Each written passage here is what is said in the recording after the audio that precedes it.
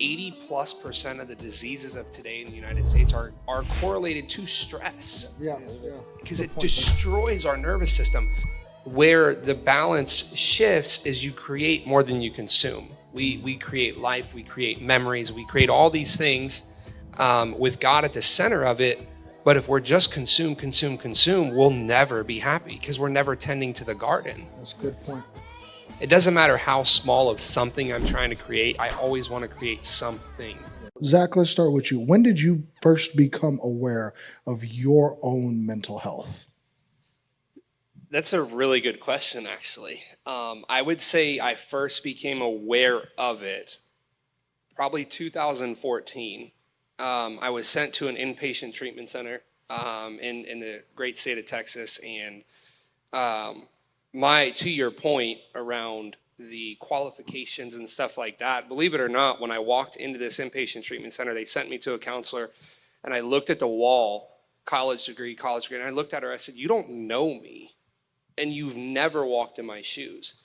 But what I realized in that moment was I'm sick.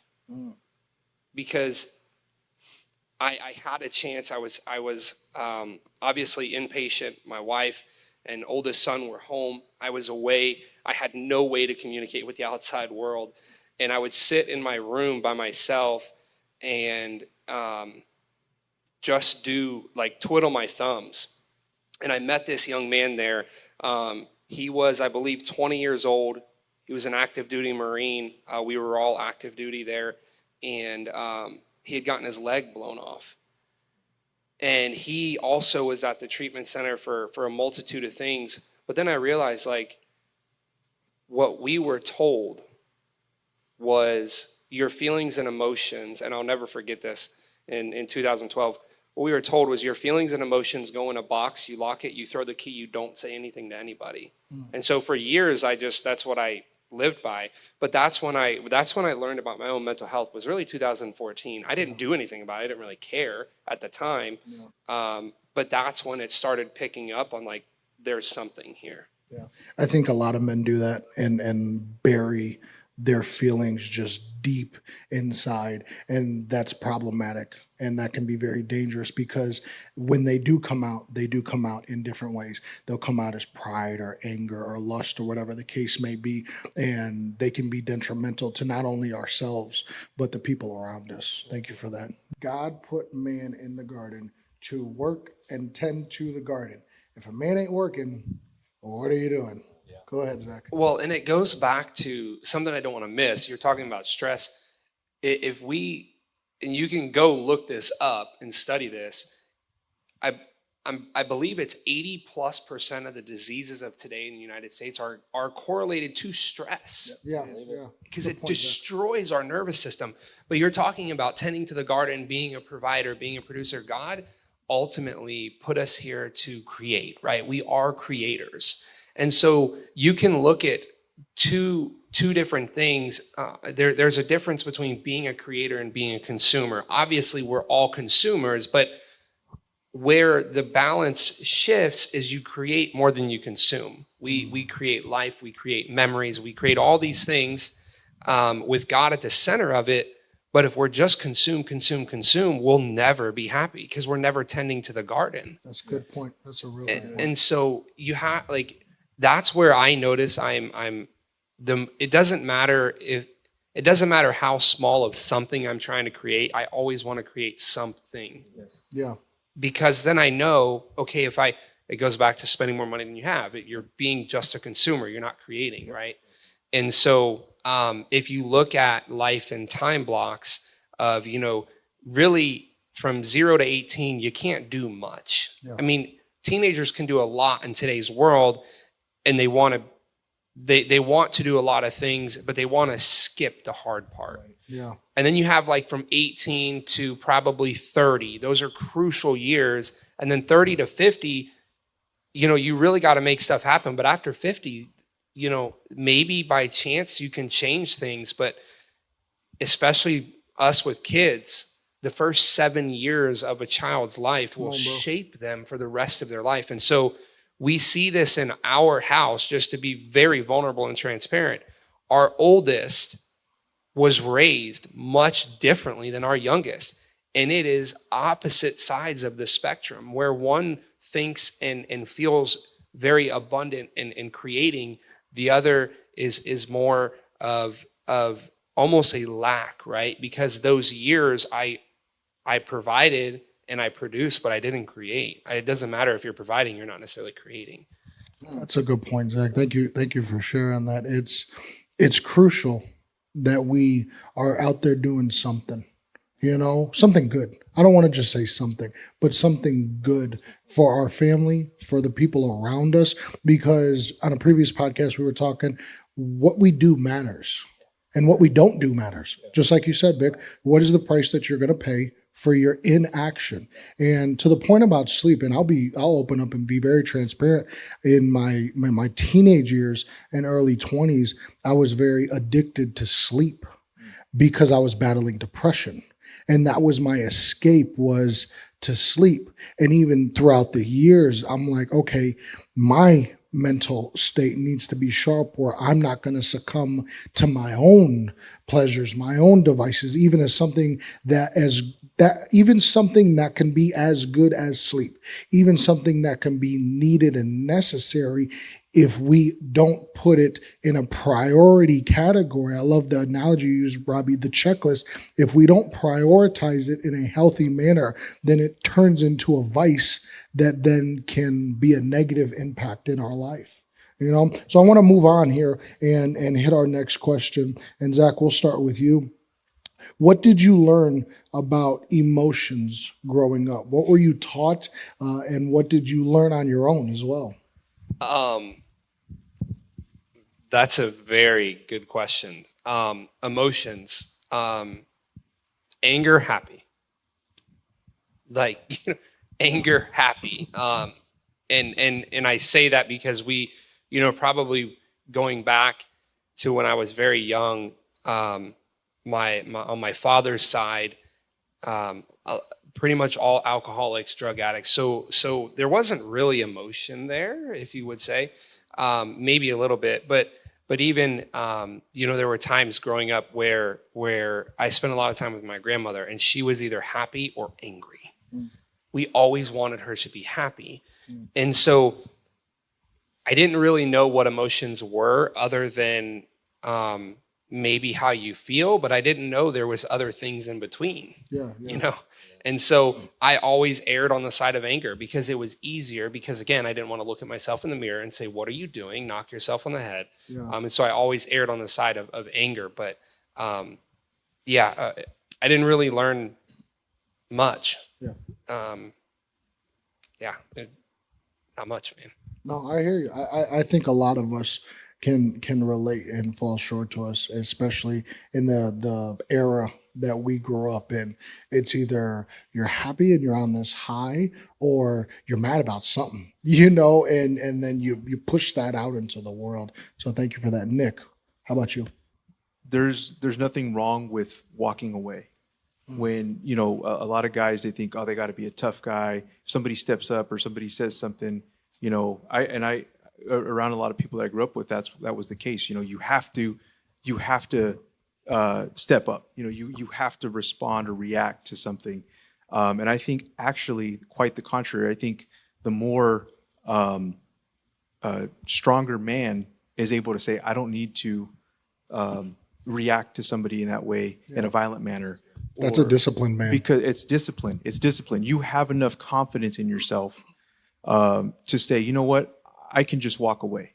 And being involved in martial arts and self-defense and firearms training that I've done and stuff like that with some of these other guys in the church. I'm not an expert in that, but I've been able to attend some of that. Some of the best guys that I know that are the best martial artists, the best firearms people, they are like, the number one thing that I want to do is just walk away. Yeah. I don't need to prove anything to anybody. I don't need to be a tough guy. I think that's one of the stigmas, is that being strong or being tough means you have to bow up to everybody that comes your way. And on the contrary, I think it's good to know when that you can walk away and you don't have to prove anything to anybody. I think that's a stigma that. Very good, man. Zach. I would say the number one stigma, actually going back to what Brother Nick said. So I listened to a podcast by Jordan Peterson a while ago, and he said a dangerous man is a good man. Yes. Yeah. And I'm like, what is this guy talking about? And then he's like, because a weak man is actually dangerous, but not dangerous in the way we think. Yeah. And so going back to like not having to prove yourself, what does it matter? You stand before God, and God is all that matters. Obviously, your family matters, right. Yes, but your family can't save you. Your church can't save you. Your friends can't save you. It's you and God. And so again, it's having the power to walk away. And if you truly have the power to walk away, it's the old analogy, right? Like the quiet kid in class is the one who to be mindful for, right. And that is the case. Yeah. And so I would just say that, yeah, the number one stigma to break is that you have to play tough guy, because the real tough guy is the dude who goes home to his family at night. That's good. Opens the door for his wife, takes care of his kids. Yeah. That's a tough guy, because he knows what life's all about. Yeah. And I think we can break these stigmas that we're talking about in the everyday life, in the everyday actions, and in the everyday things that we push out into the world. Real quick, I'll share a story. I was having lunch with a group of guys here from church, and we were walking up to the restaurant, or I was walking up to the restaurant rather, and there was an older couple who was walking in front of me. Well, I sped past them. They're probably at least 40 years older than me. And the wife was very slow. She had a limp and was walking. I sped past, and I grabbed the door, and I held the door open and just stood at them. And the lady looked up, and she goes like this in shock. And then the guy looks at her, wondering what she's looking at. And he looks at me, and I waited a couple minutes. As they got closer, he says, "Did you speed past us to open the door for us?" I said, "Yes, I did." And the lady just smiled with the biggest smile on her face.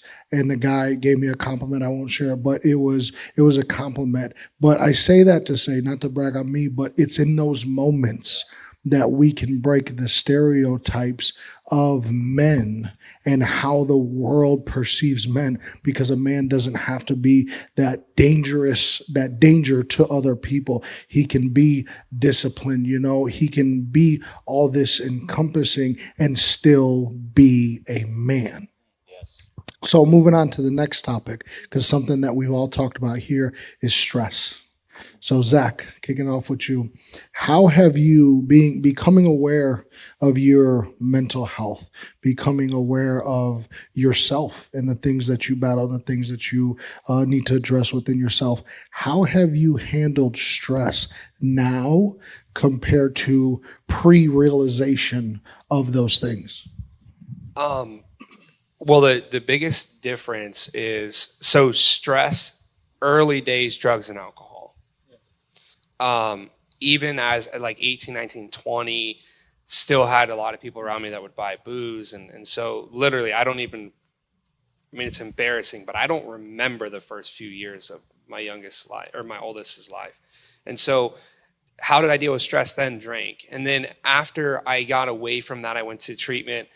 I dealt with stress by just holding it in. And really, I would take it out on my wife, Kayla. A lot of times I would project, right? That's what I was doing. I was projecting.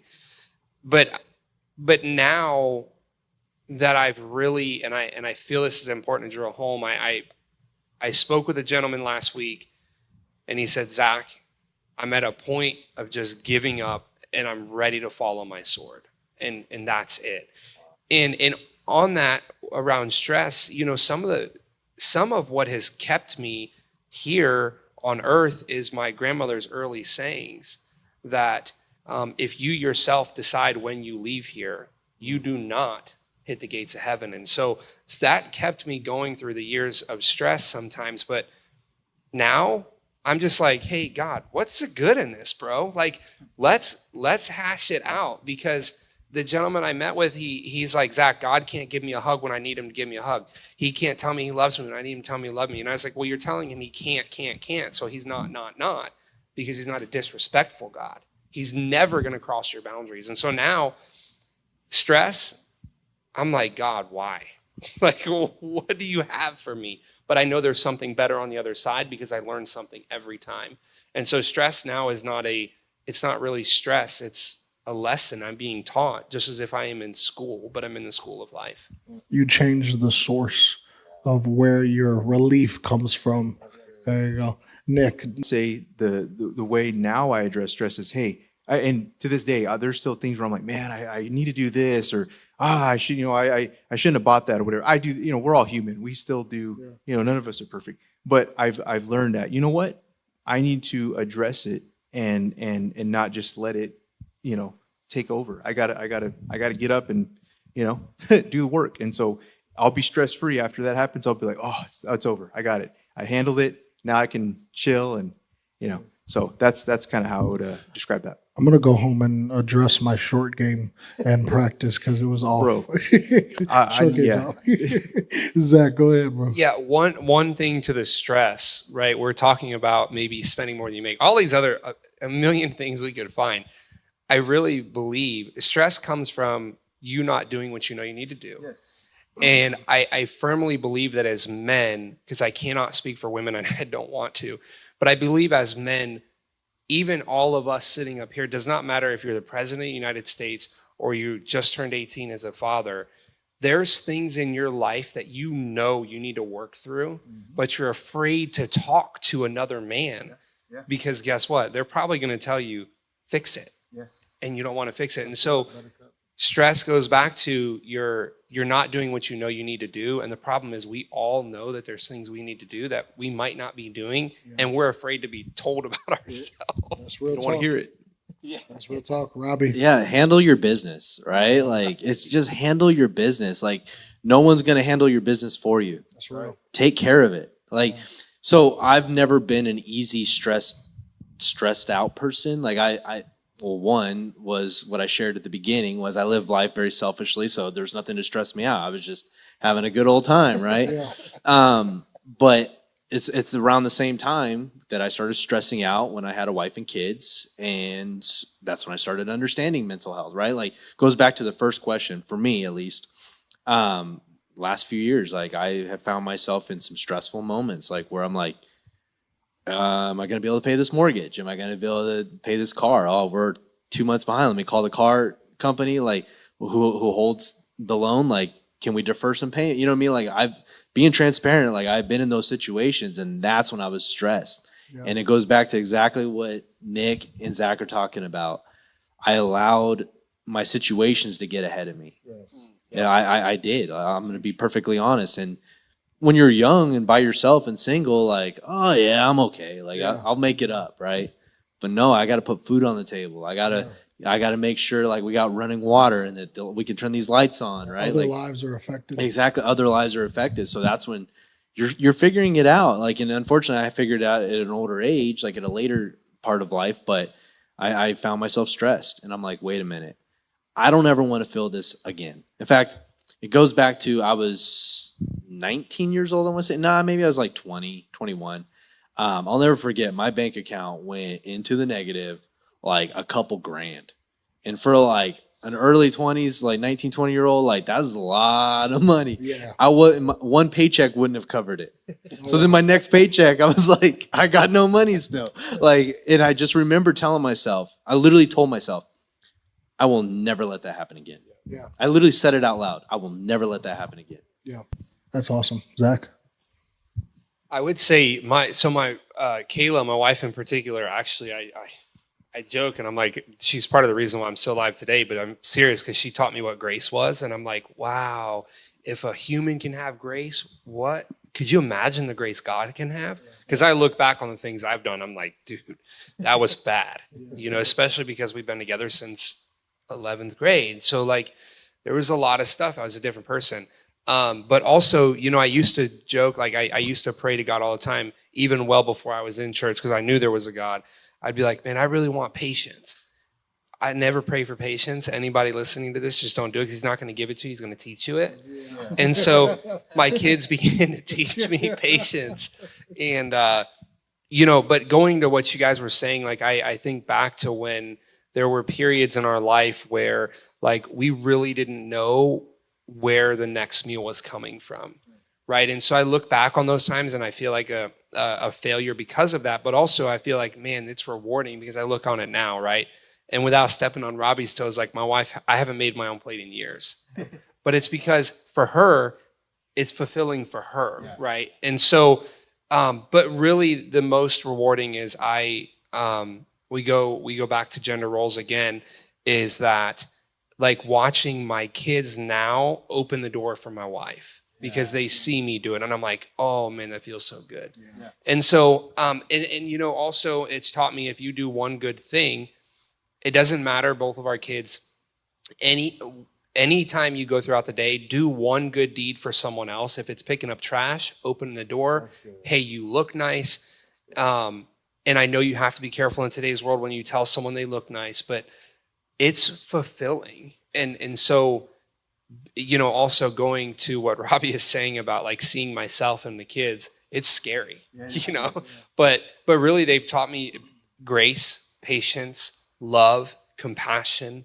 Man, they've taught me a lot, but they've also, I would say that families also, when we begin to have families, it also probably teaches us negativity to shelter emotions because we want to protect our wife and kids from what's going on in here.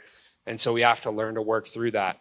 But there's just so much, man, from a family if you take it in. That's awesome. If you take it in, that's the key. You got to be willing to be able to look yourself in the mirror, so to speak. Why do you guys think that mental health, especially men's mental health? Again, none of us grew up with that coined phrase, so to speak, of mental health, specifically men's mental health. And now more data, more things are coming out about it, more information. I want to go back when a couple questions ago when we were talking about kind of checking out one statistic that I remember is that there are two occupations that men hold in our society that have the highest suicide rates. Robbie, I think it was you that were talking about pastors. Well, one of them is pastors, and the other one is cops. Because they see so much, they take on so much, and they don't have an outlet to be able to get it out, or mentally, you know, because suicide is just that end result of a bad mental state. You know, Zach, I know you talked about it early on in the podcast, and it's a real thing. If men do not take care of themselves, then outcomes are not going to be good, period, point blank. You know, I love what you guys said. You don't project on your family. You don't, but they will project back onto you, as we've all said. They will, you have to produce good fruits, or else you're going to be looking at your life in all aspects. You're like, what happened? You know, I'm sure we've all been at that point. You look back and you're like, showed up. That's what I'm saying, bro. Like, and some things creep up faster than others. Some things are a slow cancer that eat away at you day in and day out. And then 5 years you look up and you're like, where did my life go? And what has happened? You know? But I want to talk about that. Why has that coined mental phrase, mental health, men's mental health, why do you guys think that has been such a least talked about topic, a taboo, I guess, if you will, and what part has society overall played in that? So Zach, go ahead. I'm going to venture out to say, and I know this is going to offend people, dads don't know how to be dads and fathers don't know how to be fathers. Say it again, bro. You know, there's a difference between a dad and a father, right? And so like, the reason I say that is we all fall short. However, going all the way back, it's because they're stuck in their ways. Pick yourself up by your bootstraps, make it happen. Do it. I don't care. Do it. I don't care. Do it. I don't care. And then also there's periods in our life where it needs to be a little bit about us. I'm not saying be selfish, but like for the wives, right? If your husband says, I want to go walk the neighborhood or go play golf, he probably needs a breather. And it's not that he doesn't like you. It has nothing to do with that. It's just a moment of separation. And so I would just say what it boils down to is also we as men have probably done a horrible job. If a guy actually approaches us and says, hey, I need help, we're probably like, well, that sucks. Yeah. Or we're just like, oh, we're going to pray for you. Yeah. What does that do? I hope you pray for me, you know? And so, I feel like really it boils down to men have always said, too bad, so sad. Harden your heart, basically, figure it out, and deal with it at a later date, until finally it just, stuff cracks. I'll never forget, I was younger. My dad has rode motorcycles his whole life, and Uncle Bubba was his name, and my dad's best friend. And sure enough, they found him in the garage. Uncle Bubba, of all people, and my dad was distraught. And I'm like, that guy? He was the life of the party. He was fun. He was all these things. But literally, an argument boiled over, and he said, fine, I'm done. And he was done. But I think the most important thing people need to walk away with is that decision's final. Yeah. And so we just have to, as dads, when we're in the dad role, be in the dad role. When we're in the father role, be in the father role, and don't be stuck in our ways, That's good. You called out something about praying for people. If you tell somebody you're going to pray for them, go pray for them. Either do it later or do it right then. I've had men come up to me in this church and say, you can tell that it is heavy for them to even ask. I'll ask them, how you doing? That's a cliche. How you doing, bro? Do you really care how they're doing, or do you really care how they're doing? So I'll ask them, hey, bro, how you doing? And pause and listen. Man, bro, this is going on, or this is going on, this is going on. And you can tell that it's just weighing on them. And then as men, let's suck it up our boot chest. Just keep me in your prayers, bro. Just pray for me. I said, okay, let's pray right now. Let's pray right. And the light that just, you see the men like, oh my, can we pray right now? They I don't want to say light up, but they light up with it and they get excited with it. And they almost get excited that, man, this person actually cares about me. No, and I know you guys have had similar stories in the church. Like, no, let's pray right now. Let's talk right now. If you text me as a brother, like, bro, I need you. Nick, I've called you up like, hey, bro, I need to holler at you right now. You got a minute? Hey, bro, yeah, I got a minute. Or there's nothing wrong with saying, hey, bro, I'm finishing up dinner with my family. Can I call you back in 20 minutes? Absolutely. But I know that I'm getting a call back because I know that I reached out to a brother who I know that I can count on, So that stigmatism, that taboo. Nick, go ahead. Why is that such a thing? And how has society just beat us up with it? Well, I think for me, I'm going to take a little bit of a different turn of just perspective on why is this such a big thing now. I think because of how far society has gone away from the intention of God. You look at society; it's truly a fatherless nation. We've gone so far as a society of just chaos and single parent households are at an all-time high, divorce rates at our all-time high. They say that even in churches that the number of men in church is dropped really low. It's higher rate of women attend church than men do. I think because of all this, people are starting to look for answers, and we're starting to see where men have failed, and when they're not doing what they're supposed to do. I think it's important that we, as the church especially, have these discussions. It probably was never brought to light, over in the past because people wanted to ignore it. But why are these things happening? Why are these numbers declining? Why are more and more kids out there confused about who they are? And why are we having this? It's just, if you just look over the last 20, 30 years, I mean, society has just it's really taken a turn, and a lot of it is because men have lost their way. And I believe that it's important for us to understand what God has put in us and our roles as men. And so I think that's why it's being brought to the forefront of a topic, and the discussion is we need to really go back to the beginning and identify with what God has called us to be.